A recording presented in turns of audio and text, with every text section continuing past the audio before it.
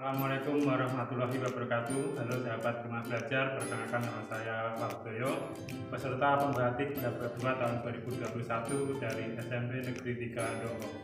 Hari ini kita akan belajar bersama mata pelajaran TIK, Teknologi Informasi dan Komunikasi, untuk peserta didik kelas 7 semester 1 dengan materi Sistem Komputer.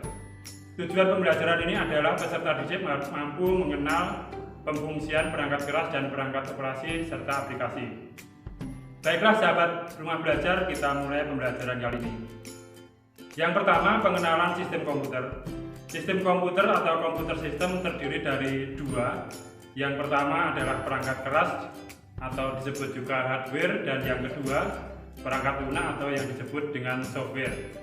Perangkat keras dan perangkat lunak harus bekerja bersama-sama membentuk suatu sistem, yaitu sistem komputer. Yang pertama, sistem perangkat keras komputer. Perangkat keras atau disebut juga hardware sebagai subsistem komputer juga mempunyai komponen. Ada 5 komponen untuk perangkat keras. Yang pertama, komponen alat masukan atau input device.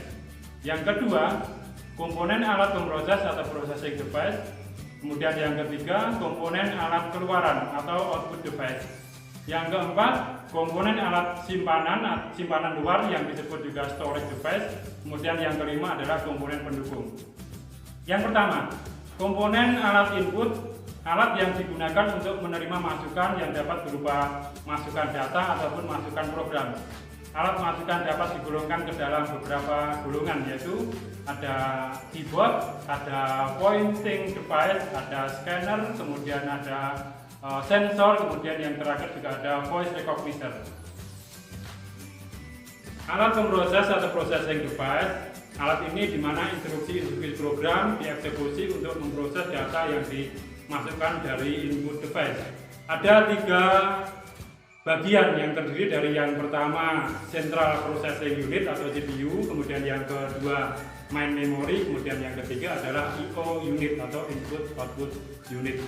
Untuk yang pertama, Central Processing Unit atau CPU merupakan tempat pemrosesan instruksi program pada komputer mikro atau disebut juga dengan mikroprosesor.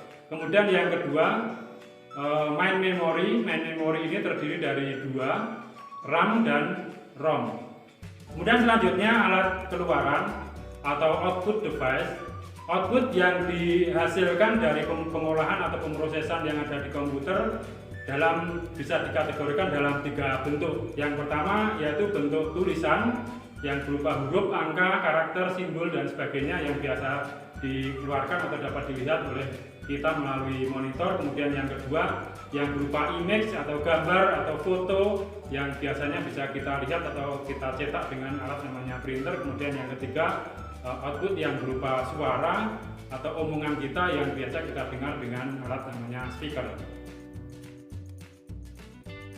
Alat hardware yang keempat yaitu alat penyimpanan luar atau external memory. Fungsinya adalah untuk tempat sarana yang bisa digunakan komputer untuk menyimpan data ataupun program. Ada beberapa external memory yang bisa kami berikan contoh. Yang pertama adalah floppy disk, yang kedua adalah hard disk, yang ketiga adalah compact disk atau DVD, yang keempat adalah magnetic tape, atau yang kelima adalah flash disk. Kemudian alat hardware yang kelima atau yang terakhir adalah komponen pendukung. Komponen pendukung daripada komputer ada 4, yaitu yang pertama adalah motherboard, yang kedua power supply, kemudian yang ketiga adalah VGA card dan sound card, kemudian yang keempat adalah casing. Sahabat Rumah Belajar, tadi sudah kita jelaskan mengenai perangkat keras komputer.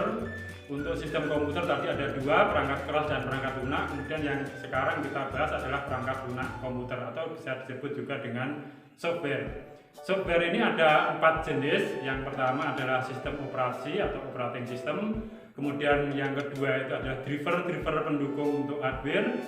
Yang ketiga software aplikasi, misalkan untuk aplikasi menggambar itu adalah CorelDRAW atau Photoshop dan sebagainya, aplikasi untuk perkantoran yang Microsoft Office dan sebagainya. Kemudian ada yang keempat itu software open source. Open source ini artinya software yang gratis, bisa kita download dari internet.